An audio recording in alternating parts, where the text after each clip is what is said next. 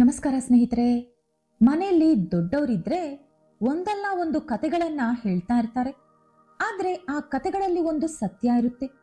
ಕೆಲವು ಕತೆಗಳು ನಮಗೆ ಭಯ ಹುಟ್ಟಿಸಿದ್ರೆ ಕೆಲವು ಕತೆಗಳು ಮಾತ್ರ ನಂಬಿಕೆ ಉಂಟು ಮಾಡುತ್ತೆ. ಅಂತ ಒಂದು ಕತೆನೇ ಇದು. ಇದೊಂದು ದೇವತಾ ಸರ್ಪದ ಕತೆ. ನಾವು ಕೆಲವು ಶಾಸ್ತ್ರಗಳಲ್ಲಿ, ಪುರಾಣಗಳಲ್ಲಿ ಸರ್ಪ ಅನ್ನೋ ಪದ ಕೇಳಿರ್ತೀವಿ. ಸರ್ಪ ಅಂದ ತಕ್ಷಣ ಅದು ಭಯದ ಸಂಕೇತ ಅಲ್ಲ, ಅದೊಂದು ರಹಸ್ಯದ ಸಂಕೇತ, ಯಾವುದೋ ಒಂದು ಶಕ್ತಿಯ ಸೂಚನೆ. ಆ ಶಕ್ತಿ ಪಾಪಾನ ಅಥವಾ ಪುಣ್ಯಾನ ಅನ್ನೋದು ನಾವೇ ತಿಳ್ಕೋಬೇಕು.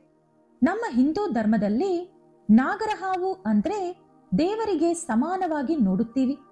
ಆಲ್ಮೋಸ್ಟ್ ನಮ್ಮ ಎಲ್ಲಾ ದೇವರುಗಳ ಹತ್ರ ಕೂಡ ಹಾವು ಇದ್ದೇ ಇರುತ್ತೆ. ಅಂಥದ್ದೇ ಒಂದು ದೇವತಾ ಸರ್ಪದ ಬಗ್ಗೆ ಇವತ್ತು ನಾವು ತಿಳ್ಕೊಳ್ಳೋಣ. ಆದ್ರೆ ಅದಕ್ಕೂ ಮುಂಚೆ ನೀವಿನ್ನೂ ನಮ್ಮ ಚಾನೆಲ್ ಅನ್ನು ಸಬ್ಸ್ಕ್ರೈಬ್ ಮಾಡ್ಕೊಂಡಿಲ್ಲ ಅಂದ್ರೆ ಖಂಡಿತ ಈಗಲೇ ಸಬ್ಸ್ಕ್ರೈಬ್ ಮಾಡ್ಕೊಳ್ಳಿ. ಹಾಗೆ ಈ ವಿಡಿಯೋ ಇಷ್ಟ ಆದ್ರೆ ಮರೀದೇ ಒಂದು ಲೈಕ್ ಕೊಡಿ. ನಮ್ಮ ಹಿಂದೂ ಧರ್ಮದಲ್ಲಿ ಹಾವುಗಳನ್ನು ಎರಡು ವಿಧಾನಗಳಲ್ಲಿ ಬೇರ್ಪಡಿಸಲಾಗಿದೆ. ಒಂದು ನಾಗ ದೇವತೆಯರು, ಎರಡು ದೇವತಾ ಸರ್ಪಗಳು. ಇದು ತತ್ವಶಾಸ್ತ್ರದಲ್ಲಿ ಹೇಳಿರುವಂತ ಅತಿ ಮಹಿಮಾನ್ವಿತವಾದ ಸರ್ಪರೂಪ. ಈ ದೇವತಾ ಸರ್ಪಗಳ ಬಗ್ಗೆ ಪೂರ್ಣ ಮಾಹಿತಿ ಕೇವಲ ನಾಗವಂಶಸ್ಥರ ಹತ್ತಿರ ಮಾತ್ರ ಸಿಗುತ್ತೆ ಅಂತ ಹೇಳ್ತಾರೆ. ನಾಗವಂಶಸ್ಥರು ದೇವತಾ ಸರ್ಪಗಳನ್ನು ಜ್ಞಾನ ಸರ್ಪ ಅಂತ ಕರೀತಾರೆ. ಈಗಲೂ ತ್ರಿಕೂಟ ಪರ್ವತಗಳಲ್ಲಿ ಇರುವಂತ ಒಂದು ಗುಹೆಯೊಳಗೆ ಈ ದೇವತಾ ಸರ್ಪಗಳ ಧ್ಯಾನ ನಡೆಯುತ್ತಿರುತ್ತದೆ. ಕೆಲವರು ದೇವತಾ ಸರ್ಪಗಳ ದರ್ಶನ ಕೂಡ ಪಡೆದಿದ್ದಾರೆ. ಮೊದಲು ನಾವು ದೇವತಾ ಸರ್ಪಗಳಿಗೆ ಸಂಬಂಧಿಸಿದಂತ ಪ್ರಾಚೀನ ಶಿಲಾ ಶಾಸನಗಳು ಮತ್ತು ವೇದಗಳಿಂದ ಬಂದ ಆಧಾರಗಳನ್ನು ತಿಳಿಯೋಣ. ನಮ್ಮ ಭಾರತ ವಿಜ್ಞಾನ ಬರುವುದಕ್ಕೂ ಮೊದಲೇ ಆಧ್ಯಾತ್ಮಿಕತೆಯಲ್ಲಿ ಬಹಳ ದೂರ ಪ್ರಯಾಣ ಮಾಡಿತ್ತು. ಆ ಪ್ರಯಾಣದಲ್ಲಿ ದೇವತಾ ಸರ್ಪಗಳು ತುಂಬಾನೇ ಮುಖ್ಯ ಪಾತ್ರ ವಹಿಸಿದೆ. ನಮ್ಮ ವೇದಗಳು, ಪುರಾಣಗಳು ದೇವತಾ ಸರ್ಪವನ್ನು ಒಂದು ಅದ್ಭುತವಾದ ಶಕ್ತಿ ಎಂದು ಹೇಳಿದೆ. ಆದರೆ ಆ ಶಕ್ತಿಯನ್ನು ತಿಳಿದುಕೊಳ್ಳಲು ಸಾಮಾನ್ಯ ಜ್ಞಾನ ಸರಿಹೋಗಲ್ಲ. ಅದಕ್ಕಾಗಿ ನಾವು ಹಲವಾರು ವರ್ಷಗಳ ಕಾಲ ಧ್ಯಾನ ಅಥವಾ ತಪಸ್ಸು ಮಾಡಿರಬೇಕು. ಋಗ್ವೇದದಲ್ಲಿ ಒಂದು ಮಂತ್ರ ಇದೆ, ಅಹಿಂ ರುದ್ರಣ್ಯಂ ಪರಿಪಾಹಿನಃ. ಅಂದರೆ ಅರ್ಥ, ಬುದ್ಧಿ ಮತ್ತು ಜ್ಞಾನ ಸ್ವರೂಪವಾದ ಸರ್ಪವೇ ನನ್ನನ್ನು ಕಾಪಾಡು ಎಂದು. ದೇವತಾ ಸರ್ಪಗಳು ನಿಜಕ್ಕೆ ದೇವತೆಗಳಲ್ಲ, ಅದು ಜ್ಞಾನಕ್ಕೆ ಮೂಲರೂಪ. ಅದು ಪರಬ್ರಹ್ಮ ತತ್ವದಲ್ಲಿ ಕೂಡಿರುವಂತಹ ಶಕ್ತಿ. ಅದು ನಿಜಕ್ಕೆ ಭಯ ಹುಟ್ಟಿಸುವ ಶಕ್ತಿಯಲ್ಲ. ಆದರೆ ಅರ್ಹತೆ ಇಲ್ಲದವರಿಗೆ ಮಾತ್ರ ನಿಜಕ್ಕೂ ಭಯ ಉಂಟು ಮಾಡುತ್ತೆ. ದೇವತಾ ಸರ್ಪ ಅಂದರೆ ಕೇವಲ ಒಂದು ಹಾವಲ್ಲ, ಹಾಗೆ ಒಂದು ವಂಶ ಕೂಡ ಅಲ್ಲ. ಅದು ಒಂದು ಸ್ಥಿತಿ. ಆ ಸ್ಥಿತಿಯನ್ನು ಪಡೆದಂತ ವ್ಯಕ್ತಿ ಯಾವ ಕಷ್ಟದಲ್ಲೂ, ಯಾವ ಪರಿಸ್ಥಿತಿಯಲ್ಲೂ ಸುಖವಾಗಿ ಬದುಕಬಲ್ಲ. ಈಗ ನಾವು ನಾಗಪಂಚಮಿ ಏತಕ್ಕಾಗಿ ಆಚರಿಸುತ್ತೇವೆ ಎಂದು ತಿಳಿಯೋಣ. ಪ್ರತಿ ವರ್ಷ ನಾವು ನಾಗಪಂಚಮಿ ಆಚರಿಸಲು ಕಾರಣ ಏನಂದ್ರೆ, ಆ ದಿನ ಒಂದು ಅದ್ಭುತವಾದ ಶಕ್ತಿ ಭೂಮಿಗೆ ಬಂತಂತೆ. ಕೆಲವು ಪುರಾಣಗಳ ಪ್ರಕಾರ ಆ ದಿನದಂದು ಒಂದು ದೇವತಾ ಸರ್ಪ ಭೂಮಿಯ ಮೇಲೆ ಅದರ ಪಾದರಸವನ್ನು ಚೆಲ್ಲಿತಂತೆ. ಆದ್ದರಿಂದಲೇ ನಾಗಪಂಚಮಿಯ ದಿನದಂದು ಹಾವುಗಳಿಗೆ ಹಾಲಿನಿಂದ ಅಭಿಷೇಕ ಮಾಡುವ ಆಚಾರ ಬಂದಿತು. ಆದರೆ ನಾಗಪಂಚಮಿಯ ದಿನದಂದು ನಾವು ನಾಗರ ಹಾವಿಗೆ ಪೂಜೆ ಮಾಡಲು ಕಾರಣ ಆ ಶಕ್ತಿ ಅಥವಾ ಜ್ಞಾನವನ್ನು ನಾವು ಪಡೆಯುವುದಕ್ಕಾಗಿ. ಈಗಲೂ ಕೂಡ ಕೆಲವು ಹಳೆ ದೇವಸ್ಥಾನಗಳಲ್ಲಿ ಒಂದು ನಿಗೂಢವಾದ ಬಾಗಿಲು ಇದ್ದೇ ಇರುತ್ತೆ. ಬಾಗಿಲಿನ ಶುರುವಲ್ಲೋ ಅಥವಾ ಮಧ್ಯದಲ್ಲೋ ಅಥವಾ ಕೊನೆಯಲ್ಲೋ ಒಂದು ನಾಗರ ಹಾವಿನ ವಿಗ್ರಹ ಅಥವಾ ಶಿಲೆ ಇರುತ್ತೆ. ಹಾಗೆ ಕೆಲವು ದೇವಸ್ಥಾನಗಳಲ್ಲಿ ನಾಗರ ಹಾವುಗಳು ಬಂದು ಪೂಜೆ ಮಾಡುತ್ತವೆ ಎಂದು ಕೂಡ ನಾವು ಕೇಳಿದ್ದೇವೆ. ಹಾಗೆ ಶ್ರೀಶೈಲಂ ಬೆಟ್ಟಗಳಲ್ಲಿ, ಹಿಮಾಲಯ ಪರ್ವತಗಳಲ್ಲಿ, ಇನ್ನೂ ಕೆಲವು ದೊಡ್ಡ ದೊಡ್ಡ ಬೆಟ್ಟಗಳಲ್ಲಿರುವಂತಹ ಗುಹೆಗಳ ಒಳಗೂ ಕೂಡ ದೇವತಾ ಸರ್ಪಗಳ ವಿಗ್ರಹ ಕಾಣಿಸುತ್ತದೆ. ಅಲ್ಲಿ ತುಂಬಾ ಜನ ಸಾಧುಗಳು ಕುಳಿತುಕೊಂಡು ಧ್ಯಾನ ಕೂಡ ಮಾಡ್ತಾ ಇರ್ತಾರೆ. ಆ ರೀತಿ ಧ್ಯಾನ ಮಾಡಿ ಆ ಹಾವನ್ನ ಮೆಚ್ಚಿಸಿದರೆ ಒಂದು ಶಕ್ತಿಯುತವಾದ ಭೂ ಪ್ರಪಂಚಕ್ಕೆ ಅದು ಅವರನ್ನು ಕರೆದು ಹೋಗುತ್ತದೆ ಎಂದು ಅವರ ನಂಬಿಕೆ. ಇದು ಬರೀ ಅವರ ಊಹೆನ ಅಥವಾ ನಿಜಾನ ಅಂತ ನಾವು ತಿಳಿದುಕೊಳ್ಳಲು ಇನ್ನೊಂದಷ್ಟು ಆಳವಾಗಿ ಪರಿಶೀಲನೆ ಮಾಡಬೇಕು. ಪೂರ್ವದಲ್ಲಿ ಅಗಸ್ತ್ಯ ಮಹರ್ಷಿ ತಪಸ್ಸು ಮಾಡಿ ದೇವತಾ ಸರ್ಪದ ಶಕ್ತಿಯನ್ನು ಪಡೆದುಕೊಂಡರು ಎಂದು ಪುರಾಣದಲ್ಲಿ ಹೇಳಲಾಗಿದೆ. ಆ ಶಕ್ತಿಯ ಕಾರಣದಿಂದ ಅವರು ತಮ್ಮ ದೇಹವನ್ನು ನಿಯಂತ್ರಿಸುತ್ತಿದ್ದರು. ಪ್ರಾಣಶಕ್ತಿಯನ್ನು ಹೆಚ್ಚಿಸುವ ವಿದ್ಯೆಯನ್ನು ಕೂಡ ಅವರು ಪಡೆದುಕೊಂಡರು. ಈ ರೀತಿ ಎಷ್ಟೋ ಕಥೆಗಳು ಪುರಾಣಗಳಲ್ಲಿ ಕಾಣಿಸುತ್ತದೆ. ಹಾಗಾಗಿ ದೇವತಾ ಸರ್ಪಗಳು ಬರೀ ಊಹೆ ಅಲ್ಲ, ಅದು ನಿಜ. ಆದರೆ ಆ ನಿಜವನ್ನು ಅರ್ಥ ಮಾಡಿಕೊಳ್ಳಲು, ಅಂದರೆ ದೇವತಾ ಸರ್ಪಗಳ ಶಕ್ತಿ ಪಡೆಯಲು ಅಥವಾ ತಿಳಿದುಕೊಳ್ಳಲು ಅಥವಾ ಅವುಗಳನ್ನು ನೋಡಲು ನಾವು ನಮ್ಮ 2 ಕಣ್ಣುಗಳಿಂದಲ್ಲದೆ 3ನೇ ಕಣ್ಣಿಂದ ನೋಡಬೇಕು. ಅದೇ ನಮ್ಮ ಹಣೆಯಲ್ಲಿರುವಂತಹ ಚಕ್ರ ಆಕ್ಟಿವೇಟ್ ಆದಾಗ ನೋಡ್ಬೋದು. ಒಂದು ರಹಸ್ಯವನ್ನು ಮನುಷ್ಯ ಎಷ್ಟು ಭೇದಿಸಲು ಪ್ರಯತ್ನ ಪಟ್ಟರೂ ಅದು ಸಮಯ ಬಂದಾಗ ಮಾತ್ರವೇ ಬಯಲಾಗುತ್ತೆ. ಆ ರೀತಿ ಬಯಲಾದಂತ ರಹಸ್ಯವೇ ದೇವತಾ ಸರ್ಪ ರೂಪ. ಒಡಿಸ್ಸಾ ರಾಜ್ಯದಲ್ಲಿರುವಂತಹ ಒಂದು ಕಾಡಿನಲ್ಲಿ ಪ್ರತಿ ವರ್ಷ ಶ್ರಾವಣ ಮಾಸದಲ್ಲಿ ಒಂದು ಹೊಳಪು ಕಾಣಿಸುತ್ತದೆ. ಬೆಳಕು ಹಾವಿನ ಆಕಾರದಲ್ಲಿ ಚಲಿಸುತ್ತಾ ಇರುತ್ತದೆ. ಒಂದು ದಿನ ಒಬ್ಬ ಯುವಕ ಧೈರ್ಯ ಮಾಡಿ ಆ ಹೊಳಪಿನ ಹತ್ತಿರ ಹೋಗಿ ನೋಡಿದ. ಆ ಹೊಳಪು ಒಂದು ನೀಲಿ ಬಣ್ಣದ ದೊಡ್ಡ ಹಾವಾಗಿತ್ತು. ಆದರೆ ಆ ಹಾವು ಆ ಯುವಕನನ್ನು ಏನೂ ಮಾಡಿಲ್ಲ. ಅದರ ಕಣ್ಣಲ್ಲಿ ಒಂದು ರೀತಿಯಾದ ಪ್ರಶಾಂತತೆ, ಅದರ ಸುತ್ತಲೂ ಏನೋ ಒಂದು ಶಕ್ತಿ ಇತ್ತು. ಆ ಹಾವು ಆ ಯುವಕನನ್ನು ಕೆಲ ಕ್ಷಣಗಳ ಕಾಲ ದಿಟ್ಟಿಸಿ ನೋಡಿತು. ಅದಾದ ಬಳಿಕ ಆ ಯುವಕ ಮನೆಗೆ ಹಿಂದಿರುಗಿದ. ಆದರೆ ತುಂಬಾ ಅಮಾಯಕನಾಗಿ ಎಲ್ಲರಿಂದಲೂ ಮುಟ್ಟಾಳ ಎಂದು ಕರೆಸಿಕೊಳ್ಳುತ್ತಿದ್ದ ಆ ಯುವಕ ಆ ಹಾವನ್ನು ನೋಡಿ ಮನೆಗೆ ಬಂದಾಗಿನಿಂದ ದೊಡ್ಡ ದೊಡ್ಡ ಪಂಡಿತರು ಭೇದಿಸಲಾಗದ ರಹಸ್ಯಗಳನ್ನು ಭೇದಿಸುವುದು, ಓದಲಾರದ ವೇದಗಳನ್ನು, ವೇದಗಳಲ್ಲಿರುವಂತಹ ಕಠಿಣವಾದ ಮಂತ್ರಗಳನ್ನು ಓದುವುದು, ಪೂರ್ವ ಜನ್ಮದ ಬಗ್ಗೆ, ಪುನರ್ಜನ್ಮದ ಬಗ್ಗೆ ಮಾತನಾಡುವುದು, ಬಳಕೆ ಇಲ್ಲದ ಭಾಷೆ ಮಾತನಾಡುವುದು. ಈ ರೀತಿ ಆ ಯುವಕ ಮಹಾಜ್ಞಾನಿಯಂತೆ ಬದಲಾದ. ಅಂದಿನಿಂದ ಆ ಊರಿನವರು ಆ ಯುವಕನನ್ನು ಸರ್ಪಮುನಿ ಎಂದು ಕರೆಯಲಾರಂಭಿಸಿದರು. ಇನ್ನು ನಮ್ಮ ಕರ್ನಾಟಕದಲ್ಲಿ ನಡೆದಂತಹ ಒಂದು ಸಂಘಟನೆ ಕೂಡ ಇದೆ. ಕರ್ನಾಟಕದಲ್ಲಿ ತುಂಬಾ ವರ್ಷಗಳ ಹಿಂದೆ ಯಾವಾಗಲೂ ಒಂದು ಮನೆ ಸುತ್ತಲೂ ಹಾವುಗಳು ಕಾಣಿಸುತ್ತಿತ್ತಂತೆ. ಒಂದು ದಿನ ಅವರ ಮನೆ ಮುಂದೆ ಒಂದು ದೊಡ್ಡ ಗಾತ್ರದ ಕಪ್ಪು ಬಣ್ಣದ ಹಾವು ಕಾಣಿಸಿಕೊಂಡಿತು. ಆದರೆ ಮನೆಯಲ್ಲಿದ್ದ ಒಬ್ಬ ಯುವಕ ಮಾತ್ರ ಹಾವನ್ನು ಪೂಜೆ ಮಾಡುವುದು ನಂಬದೆ ಒಂದು ಬೊಂಬೆಯನ್ನು ತಂದು ಹಾವಿನ ಮೇಲೆ ಎಸೆದು ಅದನ್ನು ಅಲ್ಲಿಂದ ಓಡಿಸಲು ಪ್ರಯತ್ನ ಮಾಡಿದ. ಆದರೆ ಆ ರಾತ್ರಿಯೇ ಆ ಯುವಕನಿಗೆ ಕಣ್ಣು ಕಾಣಿಸುವುದು ನಿಂತು ಹೋಯಿತು. ಎಷ್ಟೋ ಜನ ವೈದ್ಯರಿಗೆ ತೋರಿಸಿದರೂ ಕೂಡ ಏನೂ ಪ್ರಯೋಜನ ಆಗಲಿಲ್ಲ. ಆ ಯುವಕನ ಕಣ್ಣು ಹಾವಿನ ಕಣ್ಣಿನಂತೆ ಕಾಣಿಸಲಾರಂಭಿಸಿತು. ಇದ್ದಕ್ಕಿದ್ದಂತೆ ಏನಾಯ್ತು ಎಂದು ಯಾರಿಗೂ ಕೂಡ ಅರ್ಥ ಆಗಲಿಲ್ಲ. ಇನ್ನು ಚುರುಕಾಗಿದ್ದ ಆ ಯುವಕ ಮುಟ್ಟಾಳನಾಗಿ ಬದಲಾದ.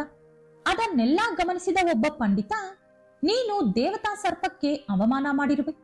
ದೇವತಾ ಸರ್ಪಕ್ಕೆ ಅವಮಾನ ಮಾಡುವುದು ಅಂದರೆ ನೀನು ಜೀವನದಲ್ಲಿ ಜ್ಞಾನವನ್ನು ಕಳೆದುಕೊಂಡು ಮುಟ್ಟಾಳನಾಗಿ ಏಕಾಂಗಿಯಾಗಿ ಬದುಕುವುದು. ಇದಕ್ಕೆ ಯಾವುದೇ ಪರಿಹಾರ ಇಲ್ಲ ಎಂದು ಹೇಳಿ ಹೊರಟು ಹೋದರು.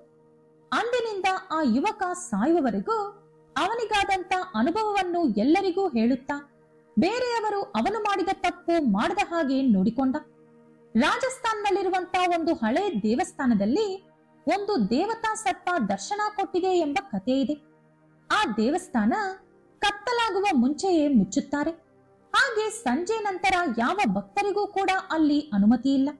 ಯಾಕಂದ್ರೆ ಕತ್ತಲಾದ ಮೇಲೆ ಅಲ್ಲಿ ಆತ್ಮಶಕ್ತಿಗಳು ತಿರುಗಾಡುತ್ತವಂತೆ.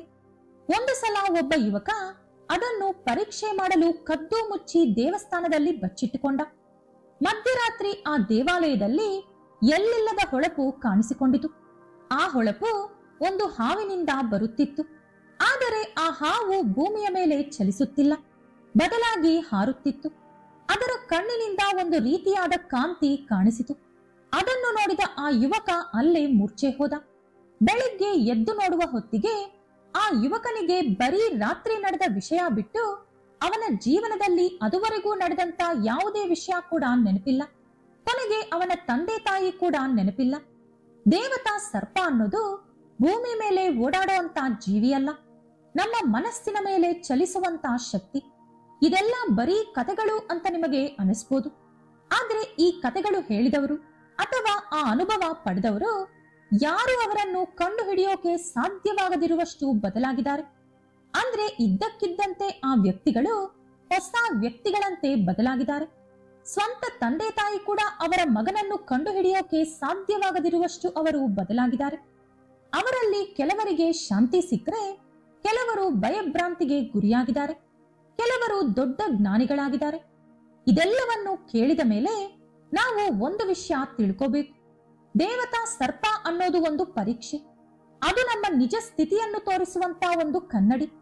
ಅದರ ಮುಂದೆ ನಾವು ನಿಂತುಕೊಂಡಾಗ ನಾವು ಯಾರೆಂದು ನಮಗೆ ಸ್ಪಷ್ಟವಾಗಿ ಕಾಣಿಸುತ್ತೆ. ಈ ಪ್ರಪಂಚದಲ್ಲಿ ಕೆಲವು ಪ್ರದೇಶಗಳು ಉಳಿದ ಜಾಗಗಳಂತೆ ಇರುವುದಿಲ್ಲ. ಸ್ವಲ್ಪ ಭಿನ್ನವಾಗಿ ಅಲ್ಲಿ ಏನೋ ಒಂದು ವಿಚಿತ್ರವಾದ ಅನುಭವ ಅಥವಾ ಶಕ್ತಿ ಇರುವಂತೆ ಕಾಣುತ್ತೆ. ಅಲ್ಲಿನ ವಾತಾವರಣ, ನಿಶ್ಶಬ್ದ ಎಲ್ಲವೂ ನಮಗೆ ಒಂದನ್ನು ಮಾತ್ರ ಬಲವಾಗಿ ಹೇಳುವಂತಿರುತ್ತೆ. ಇದು ಸಾಮಾನ್ಯವಾದ ಸ್ಥಳವಲ್ಲ, ಇಲ್ಲಿಂದ ಬೇಗ ಹೋಗು ಎಂದು. ನಮ್ಮ ಪುರಾಣಗಳು, ವೇದಗಳು, ಶಾಸ್ತ್ರಗಳು ಹೇಳುವ ಪ್ರಕಾರ ದೇವತಾ ಸರ್ಪಗಳು ಕೆಲವು ಪ್ರತ್ಯೇಕವಾದ ಸ್ಥಳಗಳಲ್ಲಿ ಪ್ರತ್ಯಕ್ಷ ಆಗಿದೆ. ಅದನ್ನು ಶಕ್ತಿ ಕ್ಷೇತ್ರಗಳು ಅಂತ ಕರೀತಾರೆ. ಆ ಪ್ರದೇಶಗಳಲ್ಲಿ ದೇವತಾ ಸರ್ಪಗಳು ಒಂದು ರಹಸ್ಯ ಶಕ್ತಿಯಂತೆ ಕೆಲಸ ಮಾಡುತ್ತವೆ ಎಂದು ಹೇಳಲಾಗಿದೆ. ಮನ್ನಾರ್ಸಲ ನಾಗದೇವಾಲಯ, ಕೇರಳ. ಇದು ಕೇರಳದಲ್ಲಿರುವಂತಹ ಅತ್ಯಂತ ಪವಿತ್ರವಾದ ನಾಗಮಂದಿರಗಳಲ್ಲಿ ಒಂದು. ಅಲ್ಲಿ ಸರ್ಪ ಪೂಜೆಗಳು ಮಾಡುವಂತ ವಿಧಾನವೇ ಬೇರೆ. ಆ ದೇವಸ್ಥಾನದಲ್ಲಿ ನೂರಾರು ನಾಗದೇವತೆಯರ ವಿಗ್ರಹಗಳಿವೆ. ಆದರೆ ಅಲ್ಲಿರುವಂತ ತುಂಬಾ ಜನರು ಹೇಳೋದೇನಂದ್ರೆ ಒಂದು ರಹಸ್ಯವಾದ ಶಕ್ತಿ ಆ ದೇವಸ್ಥಾನದಲ್ಲಿ ಸಂಚರಿಸುತ್ತದೆ ಅಂತ. ಕೆಲವರಿಗೆ ಆ ಶಕ್ತಿ ಒಂದು ಹಾವಿನ ರೂಪದಲ್ಲಿ ಕಾಣಿಸಿಕೊಂಡಿದೆ, ಕೆಲವರಿಗೆ ಒಂದು ಹೊಳಪಿನ ರೂಪದಲ್ಲಿ ಕಾಣಿಸಿಕೊಂಡಿದೆ. ಆ ದೇವಾಲಯದಲ್ಲಿ ತುಂಬಾ ವರ್ಷಗಳ ಹಿಂದೆ ನಡೆದಂತ ಒಂದು ಸಂಘಟನೆ. ಒಂದು ಸಲ ಅಕಸ್ಮಾತಾಗಿ ಒಬ್ಬ ಭಕ್ತ ದೇವಾಲಯ ಮುಚ್ಚಿದ ಮೇಲೂ ಕೂಡ ದೇವಾಲಯದ ಒಳಗೆ ಉಳಿದುಕೊಂಡಿದ್ದ. ಪ್ರತಿದಿನ ದೇವಸ್ಥಾನ ತೆರೆಯುತ್ತಿದ್ದರೂ ಆ ವ್ಯಕ್ತಿ ಮಾತ್ರ ಯಾರಿಗೂ ಕಾಣಿಸಲಿಲ್ಲ. ಆದರೆ 3ನೇ ದಿನದಂದು ದೇವಸ್ಥಾನ ತೆರೆದಾಗ ಗರ್ಭಗುಡಿಯ ಒಳಗಿನಿಂದ ಆ ವ್ಯಕ್ತಿ ಹೊರಬಂದ. ಆ ವ್ಯಕ್ತಿ ಹೇಳಿದ ವಿಷಯ ಏನಂದ್ರೆ, ನಾನು ದೇವತಾ ಸರ್ಪವನ್ನು ನೋಡಿದೆ, ಅದು ನನ್ನನ್ನು ತಾಯಿಯಂತೆ ಕಾಪಾಡಿತು.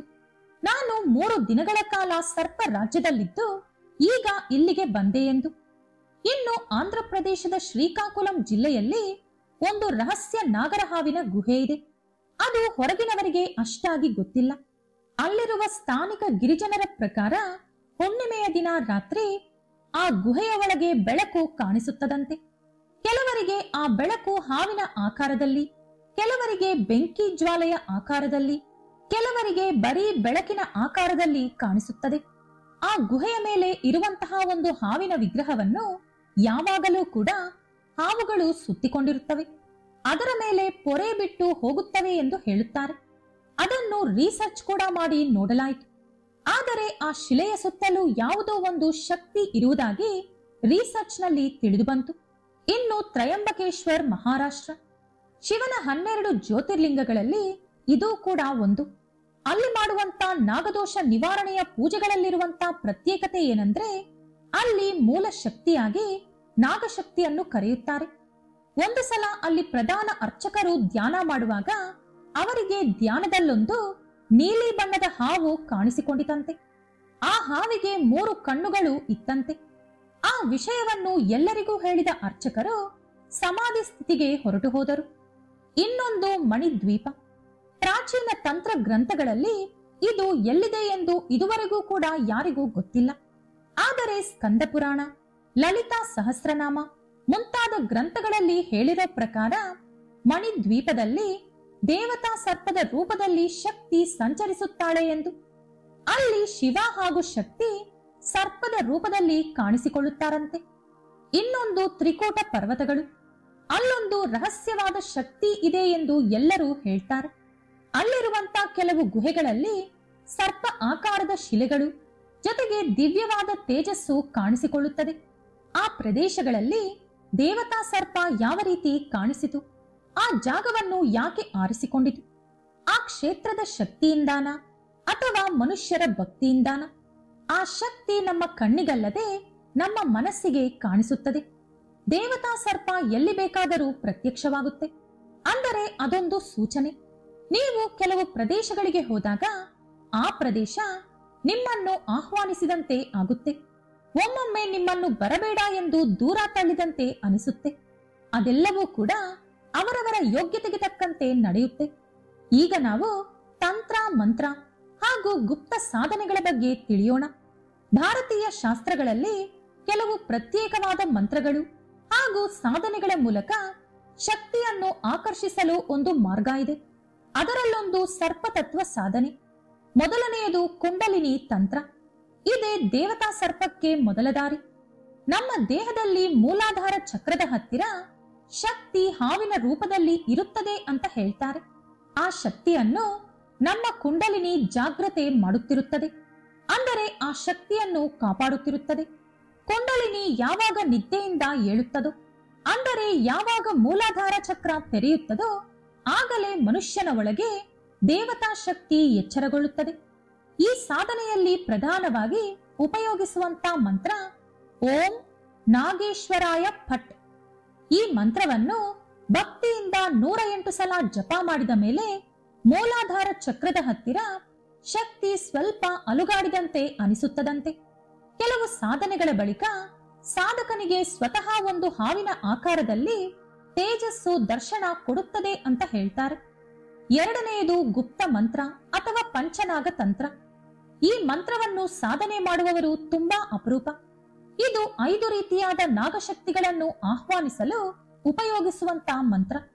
ವಾಸುಕಿ, ತಕ್ಷಕ, ಕರ್ಕೋಟಕ, ಶಂಖ ಮತ್ತು ಗುಳಿಕ.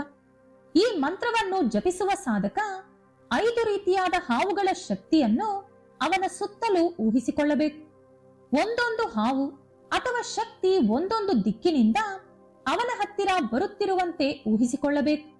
ಈ ಮಂತ್ರ ಸಾಧನೆ ಮಾಡಿದ ಮೇಲೆ ಸಾಧಕನಿಗೆ ಸ್ವತಃ ಧ್ವನಿ ಅಥವಾ ಬೆಳಕು ಕೇಳಿಸಿರುವಂತ ಅನುಭವ ನಡೆಯುತ್ತದೆ. ತುಂಬಾ ಜನರಿಗೆ ಈ ಸಾಧನೆ ಮಾಡಲು ಹೆದರಿಕೆ, ಆದರೆ ಹೆದರಿಕೆಯನ್ನು ಮೆಟ್ಟಿ ನಿಲ್ಲುವುದೇ ಪರೀಕ್ಷೆ. ಮೂರನೆಯದು ನಾಗಸೂತ್ರ. ತಂತ್ರ ಪೀಠದಲ್ಲಿರುವಂತ ರಹಸ್ಯ ಗೀತೆ ಇದು. ಪ್ರಾಚೀನ ತಂತ್ರ ಪೀಠಗಳಲ್ಲಿ ಕಾಣಿಸುವಂತ ಕೆಲವು ರಹಸ್ಯ ಗೀತೆಗಳು, ಅದನ್ನೇ ನಾಗಸೂತ್ರಗಳು ಅಂತ ಕೂಡ ಕರೀತಾರೆ. ಇದನ್ನು ಗರ್ಭ ಗುಹೆಗಳಲ್ಲಿ ಮಾತ್ರ ನೋಡಬಹುದು. ಈ ಸೂತ್ರಗಳನ್ನು ಹೋಮದಲ್ಲಿ ಓದಿದಾಗ ಶಕ್ತಿ ಉದ್ಭವಿಸುವುದು ಮಾತ್ರವಲ್ಲದೆ ಕೆಲವು ಸಮಯಗಳಲ್ಲಿ ಹಾವಿನ ಆಕಾರದಲ್ಲೂ ಧೂಪ ಹೊರಗೆ ಬರುತ್ತದೆ. ದೇವತಾ ಸರ್ಪತಂತ್ರ ಸಾಧನೆಗೆ ಬೇಕಾದಂತ ನಿಬಂಧನೆಗಳು: ಶರೀರ ಹಾಗೂ ಮನಸ್ಸು ಶುಚಿಯಾಗಿರಬೇಕು. ಶೂನ್ಯ ರಾತ್ರಿ ಅಂದ್ರೆ ಅಮಾವಾಸ್ಯೆ ಅಥವಾ ಗ್ರಹಣದ ದಿನ ಸಾಧನೆ ಮಾಡಬೇಕು. ಒಳ್ಳೆ ಗುರುಗಳ ಮಾರ್ಗದರ್ಶನ ಇರಬೇಕು. ಇಲ್ಲದಿದ್ದರೆ ಆ ಶಕ್ತಿ ನಿಮ್ಮಲ್ಲಿ ಭ್ರಮೆ ಉಂಟು ಮಾಡುತ್ತೆ. ಒಂದು ಸಲ ಒಬ್ಬ ಶಿಷ್ಯ ಅವನ ಗುರುಗಳನ್ನು ದೇವತಾ ಸರ್ಪ ಅಂದರೆ ಏನು ಎಂದು ಕೇಳಿದ. ಅದಕ್ಕೆ ಗುರುಗಳು, ನೀನು ಈಗ ಕೇಳುವುದು ಮಾತ್ರವಲ್ಲ, ಈ ಪ್ರಶ್ನೆ ಕೇಳುವ ಬುದ್ಧಿ ನಿನಗೆ ಬಂತಲ್ಲ, ಅದೇ ಶಕ್ತಿ. ಈ ಪ್ರಶ್ನೆಗೆ ಉತ್ತರ ಅನ್ನೋದು ನಿನ್ನ ದೇಹವನ್ನು ನೀನು ಒಂದು ಹಾವಿನಂತೆ ಯಾವಾಗ ಕದಲಿಸಲು ಆಗುತ್ತದೋ ಆಗ ನಿನಗೆ ಸಿಗುತ್ತದೆ. ತಂತ್ರಗಳು ಹಾಗೂ ಮಂತ್ರಗಳು ಅದೆಲ್ಲವೂ ಕೂಡ ಬಚ್ಚಿಟ್ಟುಕೊಂಡಿರುವಂತಹ ವೇದಿಕೆಗಳು. ನಿಜವಾದ ಶಕ್ತಿ ನಮ್ಮೊಳಗಿರುತ್ತದೆ. ಆದರೆ ನಮ್ಮೊಳಗಿರುವಂತಹ ದೇವತಾ ಸರ್ಪವನ್ನು ಎಚ್ಚರಗೊಳಿಸಬೇಕು ಅಂದರೆ ನಾವೊಂದು ವಿಪರೀತವಾದ ಮಾರ್ಗವನ್ನು ತಲುಪಬೇಕು. ಈಗ ನಾವು ಮನುಷ್ಯನ ರೂಪದಲ್ಲಿ ದೇವತಾ ಸರ್ಪ ಅವತರಿಸಿದೆಯಾ ಎಂದು ನೋಡೋಣ. ಒಂದು ಮಹಾಶಕ್ತಿ ಯಾವಾಗಲೂ ಹಾವಿನ ರೂಪದಲ್ಲೇ ಕಾಣಿಸಬೇಕು ಎಂಬ ಅಗತ್ಯ ಇಲ್ಲ.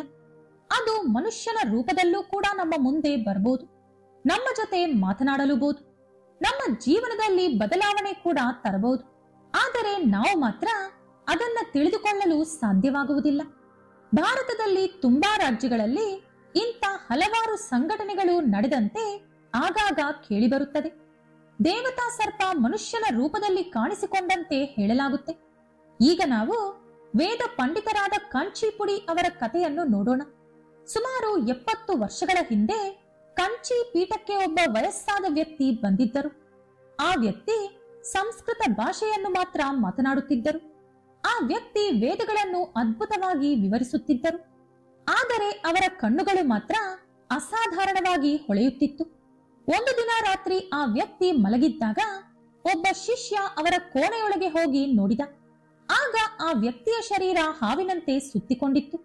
ಮನುಷ್ಯನ ತಲೆ ಬದಲು ಹಾವಿನ ತಲೆ ಇತ್ತು. ಅದನ್ನು ನೋಡಿ ಹೆದರಿ ಹೊರಗೆ ಓಡಿ ಬಂದು ಕೂಗಿಕೊಂಡು ಎಲ್ಲರಿಗೂ ವಿಷಯ ಹೇಳಿದ. ಅದಾದ ಮೇಲೆ ಮತ್ತೆ ಆ ವ್ಯಕ್ತಿ ಯಾರಿಗೂ ಕೂಡ ಕಾಣಿಸಿಕೊಳ್ಳಲಿಲ್ಲ. ಇಂಥದ್ದೇ ಇನ್ನೊಂದು ಸಂಘಟನೆ ಒಡಿಸ್ಸಾದಲ್ಲಿ ನಡೆದಿದೆ.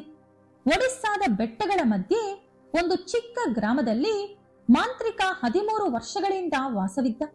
ಆ ವ್ಯಕ್ತಿ ಯಾರ ಜೊತೆ ಕೂಡ ಮಾತನಾಡುತ್ತಿರಲಿಲ್ಲ. ಆ ವ್ಯಕ್ತಿಯನ್ನು ದೀರ್ಘವಾಗಿ ನೋಡಿದರೆ ಆತ ಸಾಮಾನ್ಯ ವ್ಯಕ್ತಿಯಲ್ಲ ಎಂಬುದು ತಿಳಿಯುತ್ತಿತ್ತು. ಆ ವ್ಯಕ್ತಿಗೆ ಒಬ್ಬ ಶಿಷ್ಯನಿದ್ದ. ಒಂದು ದಿನ ಆ ಮಾಂತ್ರಿಕ ಅವನ ಶಿಷ್ಯನೊಂದಿಗೆ, ನಾನು ಮನುಷ್ಯರಂತೆ ಜನ್ಮ ಪಡೆದಿಲ್ಲ. ಕೇವಲ ನಾನು ಶರೀರಗಳನ್ನು ಮಾತ್ರ ಬದಲಾಯಿಸುತ್ತಿರುತ್ತೇನೆ. ಮನುಷ್ಯರ ಪ್ರಪಂಚ ಹೇಗಿದೆ ಎಂದು ನೋಡಲು ನಾನು ಇಲ್ಲಿಗೆ ಬಂದೆ ಎಂದು ಹೇಳಿದ. ಆ ಮಾಂತ್ರಿಕ ಮತ್ತೆಂದೂ ಕೂಡ ಕಾಣಿಸಲಿಲ್ಲ. ಅದಾದ ಮೇಲೆ ಆ ಮಾಂತ್ರಿಕ ಬರೆದಂತ ಕೆಲವು ಪುಸ್ತಕಗಳನ್ನು ತೆರೆದು ನೋಡಲಾಯಿತು. ಆ ಪುಸ್ತಕದಲ್ಲಿ ಮೊದಲನೇ ಪದ ಇದೆ, ನಾಗೋಹಂ ದೇವೋಹಂ, ನಾನು ಸರ್ಪವಲ್ಲ, ನಾನು ಶಕ್ತಿಯನ್ನು ಧರಿಸಿರುವಂತ ದೇವರು ಎಂದು. ಆ ಪುಸ್ತಕ ಇನ್ನೂ ಕೂಡ ಒಡಿಸ್ಸಾದ ಮ್ಯೂಸಿಯಂನಲ್ಲಿದೆ ಅಂತ ಹೇಳ್ತಾರೆ. ಇನ್ನು ಮೂರನೆಯದು ಹಿಮಾಲಯದಲ್ಲಿದ್ದಂತ ಒಬ್ಬ ಅಮರ ಯೋಗಿಯ ಕತೆ. ಹಿಮಾಲಯದಲ್ಲಿ ಧ್ಯಾನ ಮಾಡುತ್ತಿದ್ದ ಒಬ್ಬ ಯೋಗಿಯನ್ನು ಹಿಮಾಲಯ ಪರ್ವತ ಹತ್ತಲು ಹೋದಂತ ಕೆಲವು ಫಾರಿನರ್ಸ್ ನೋಡಿದರು. ಅವರ ಚರ್ಮ ಹಾವಿನ ಚರ್ಮದಂತೆ, ಅವರ ಕಣ್ಣುಗಳು ಹಾವಿನ ಕಣ್ಣಿನಂತೆ ಹೊಳಪಾಗಿ, ಅವರ ನಡಿಗೆ ಕೂಡ ಹಾವಿನಂತೆ ಇತ್ತಂತೆ. ಹಾಗಾಗಿ ಆ ಫಾರಿನರ್ಸ್ಗಳು ಯೋಗಿಯ ಹತ್ರ ಹೋಗಿ ಯಾರು ನೀವು ಎಂದು ಕೇಳಿದಾಗ ಆ ಯೋಗಿ ಅವರ ಹತ್ತಿರ ಹೇಳಿದಂತ ಮಾತೇನಂದ್ರೆ, ನನ್ನ ತತ್ವ ನೀವು ತಿಳಿದುಕೊಳ್ಳಬೇಕು ಅಂದ್ರೆ ಮೊದಲು ನಿಮ್ಮಲ್ಲಿರುವಂತ ಭಯ ಬಿಟ್ಟು ಬಿಡಬೇಕು. ನನ್ನನ್ನು ನೋಡಿದರೆ ನಿಮಗೆ ಹೆದರಿಕೆ ಬರಬಹುದು, ನನ್ನ ರೂಪ ಭಯಾನಕವಾಗಿರಬಹುದು, ಆದರೆ ನಾನು ಕ್ರೂರಿ ಅಲ್ಲ ಎಂದು. ಆದರೆ ಆ ಮಾತುಗಳು ಫಾರಿನರ್ಸ್ಗೆ ಅರ್ಥ ಆಗಲಿಲ್ಲ. ಫೋಟೋ ಹಿಡಿದುಕೊಳ್ಳೋಕೆ ಪ್ರಯತ್ನಿಸಿದಾಗ ಆಶ್ಚರ್ಯಕರವಾಗಿ ಯಾವ ಫೋಟೋನಲ್ಲೂ ಕೂಡ ಆ ವ್ಯಕ್ತಿ ಬೀಳಲಿಲ್ಲವಂತೆ. ನಾನೀಗ ಹೇಳಿದಂತ ಸಂಘಟನೆಗಳು ಬರೀ ಊಹಾಪೋಹ ಅಲ್ಲ, ಇದೆಲ್ಲ ಕೂಡ ನಡೆದಿರುವಂತ ಸಂಘಟನೆಗಳು, ತುಂಬಾ ಜನರು ನಂಬುವಂತ ಕಥೆಗಳು. ಪ್ರಪಂಚದಲ್ಲಿ ನಡೆಯುವಂತ ಎಲ್ಲಾ ಕಥೆಗಳು ಕೂಡ ಪುರಾಣದಲ್ಲಿ ಮಾತ್ರ ಇರಲ್ಲ. ಪುರಾಣಗಳಲ್ಲಿ ಇರುವುದು ಮಾತ್ರ ನಿಜ ಅಂದುಕೊಂಡ್ರೆ ತಪ್ಪಾಗುತ್ತೆ. ಸ್ನೇಹಿತರೆ, ನೀವು ನಾಗ ದೇವತೆಗಳು ಅಥವಾ ದೇವತಾ ಸರ್ಪಗಳನ್ನ ನಂಬ್ತೀರಾ? ಕಮೆಂಟ್ ಮಾಡಿ ತಿಳಿಸ್ಕೊಡಿ. ಈ ವಿಡಿಯೋ ಇಷ್ಟ ಆದ್ರೆ ಲೈಕ್ ಮಾಡಿ, ಶೇರ್ ಮಾಡಿ. ಇಂಥ ಹೆಚ್ಚಿನ ಉತ್ತಮ ಮಾಹಿತಿಗಳಿಗಾಗಿ ತಪ್ಪದೇ ನಮ್ಮ ಚಾನೆಲ್ ಅನ್ನು ಸಬ್ಸ್ಕ್ರೈಬ್ ಮಾಡ್ಕೊಳ್ಳಿ. ನಾಳೆ ಮತ್ತೊಂದು ವಿಡಿಯೋದೊಂದಿಗೆ ಪುನಃ ಭೇಟಿಯಾಗೋಣ. ಧನ್ಯವಾದಗಳು.